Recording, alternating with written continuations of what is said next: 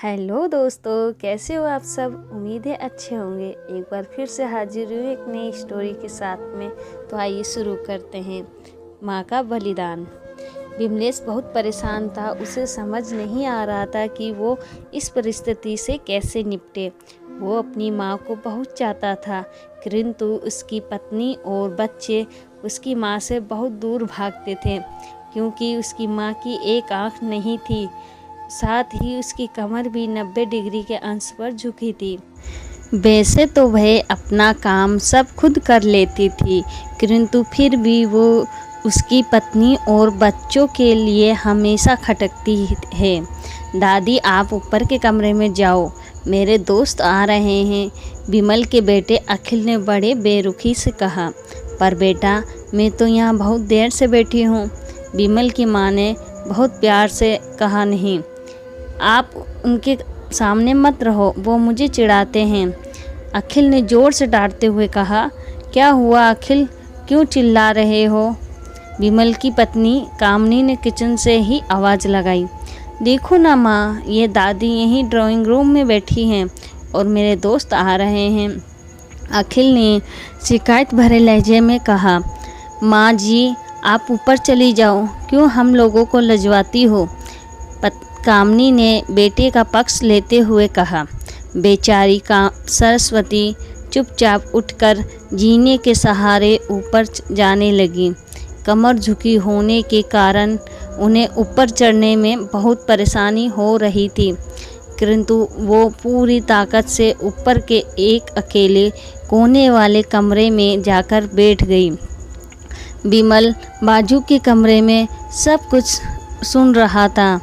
उसे कष्ट हो रहा था कि उसकी माँ को अपमानित होना पड़ रहा है, किंतु वह असहाय था।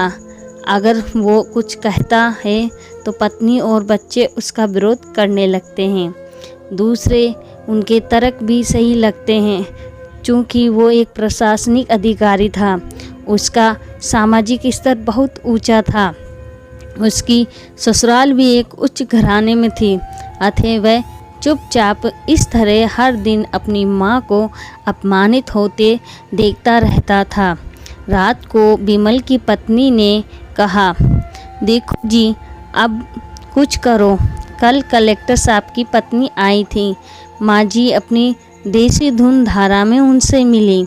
मुझे बहुत शर्म आ रही थी बताते हुए कि ये मेरी सास है। मैंने कह दिया कि दूर की रिश्तेदार हैं, इलाज कराने आई हैं। विमल को रोना आ गया, किंतु फिर भी वह चुप रहा। उसे समझ नहीं आ रहा था कि वो क्या करे। अपने बेटे की मन की स्थिति को सरस्वती अच्छे से जानती थी और बेटे को कोई कष्ट ना हो, इसलिए वो हर बात को चुपचाप सह लेती थी। विमल बहुत उदास रहने लगा। एक तरफ परिवार और सामाजिक स्तर पर जीने की प्रतिबद्धता थी, और दूसरी ओर आखिर माँ से अपने बेटे की यह हालत नहीं देखी गई। एक दिन उसने अपने बेटे से कहा, विमल, बहुत दिन हो गए हैं, मैं अपने गांव जाना चाहती हूँ, मुझे वहाँ पहुँचा दो, मेरा यहाँ मन नहीं लग रहा है। किंतु माँ, वहाँ तो कोई नहीं है, तुम्हारी देखभाल कौन करेगा। विमल ने आश्चर्य से पूछा। अरे, सब गांव वाले तो हैं, और वो तुम्हारे मामा जी तो उसी गांव में रहते हैं, और फिर हम सारी व्यवस्थाएं कर आएंगे ना। कामनी को तो जैसे मन की मुराद मिल गई हो। हाँ बेटा, बहू सही कह रही है, सरस्वती ने लंबी सांस लेते हुए कहा। विमल जानता था कि गांव में माँ की देखभाल करने वाला कोई नहीं है, लेकिन अपनी पत्नी की जिद के कारण वह अपनी माँ को गांव छोड़ने पर विवश हो गया। माँ को गांव छोड़कर आते वक्त उसे रोना आ रहा था तथा अपनी बेबसी पर गुस्सा भी आ रहा था, किंतु परिवार, पत्नी और समाज ने उसके इन मनोभाव को दबा दिया और वो सुकून सा महसूस करने लगा। कुछ दिनों के बाद उसके चाचा, जो अमेरिका में रहते थे, आने वाले थे।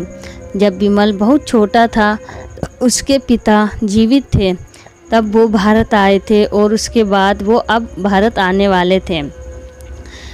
पूरा परिवार और आस पड़ोस बहुत उत्साहित था। अमेरिका से विमल के डॉक्टर चाचा आ रहे थे। डॉक्टर रमेश ने जैसे ही घर में कदम रखा, सब ने मिलकर उनका बहुत उत्साह से उसका स्वागत किया। क्यों विमल, भाभी नहीं दिख रही, कहाँ हैं?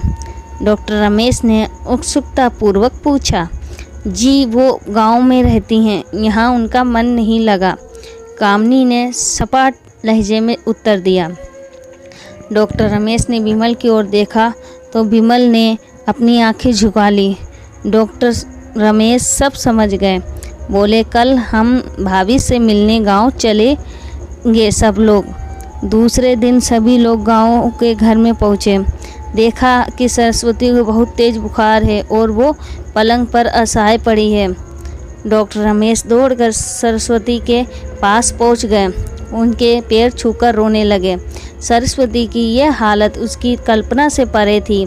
वाह बेटा विमल, तुमने तो नाम उजागर कर दिया। अपनी माँ की यह हालत देखकर तुझे तो शर्म भी नहीं आ रही होगी। डॉक्टर रमेश ने विमल को लगभग डांटते हुए कहा।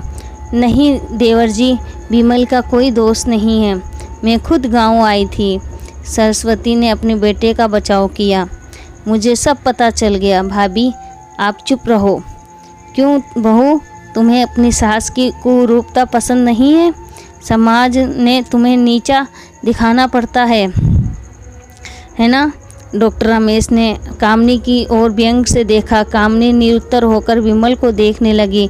आज तुम इस सामाजिक स्तर पर हो, वो इन्हीं के संघर्ष की देन है। और बेटा विमल, तुम्हें शायद मालूम ना हो कि बचपन में जब तुम 1 साल के थे, तब छत से नीचे गिरने के कारण तुम्हारी एक आंख फूट गई थी और तुम्हारी रीढ़ की हड्डी में भी समस्या थी। तब तुम्हारी इस कुरूप माँ ने अपनी एक आंख और अपना बोन मेरो तुम्हें देकर इतना सुंदर स्वरूप तुम्हें दिया। कामनी बेटा, इतने सालों तक संघर्ष करके बेटे को प्रशासनिक अधिकारी बनाने वाली इस संघर्षशील औरत की तुम लोगों ने ये दशा कर दी। तुम्हें ईश्वर कभी माफ़ नहीं करेगा। डॉक्टर रमेश की आंखों से आंसू जलधारा बह रही थी। अब भाभी, आप मेरे साथ अमेरिका जाएंगी, यहाँ इन स्वार्थी लोगों के बीच नहीं रहेंगी। डॉक्टर रमेश ने सरस्वती से कहा।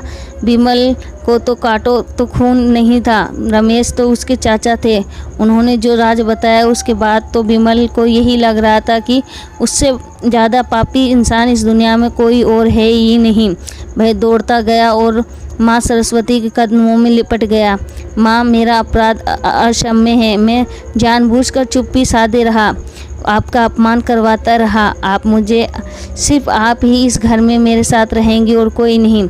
विमल ने अगन्य दृष्टि से अपनी पत्नी और बच्चों को देखा।